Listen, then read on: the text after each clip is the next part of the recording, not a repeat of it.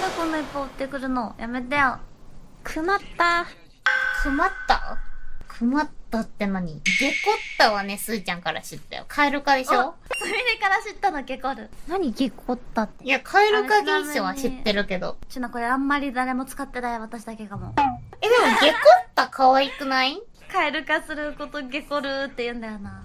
いや、いいなと思って、うちもね。全然これからそれにする。布教してて、この言葉を。ゲコったってすみれから学んだってやっぱり。わかった。でも普通にカエル化現象っていうよりもゲコったの方が言いやすくてうちは好きで。そうだよね、そうだよね。で、困ったは何？困っただけど。困った。やめてあげてよ、もう。じゃあ、カバンもくんね。カバンねえんだな。あ、カバンいりますか先輩。カバン欲しいな。いや、ポッケパンパンだな、なんか。あったわ。スーちゃんのバッグマジちっちゃそう。偏見だけど。クソちっちゃい。何入れてんの？リップ1個と財布。じゃあ財布もちっちゃいやつなんだ。財布ミニ財布だよ。僕変えたわ、ミニ財布に。ミニ財布に。言い慣れてなかった。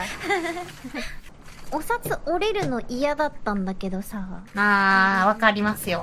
それよりもなんか、コンパクトが勝ったわ。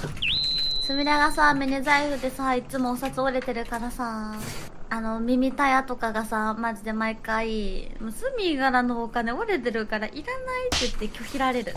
折れてるお札が嫌だし。逆にいいやん。ただ飯になるぞ。ラッキーめっちゃいいやん。みたいなとこ行くときに。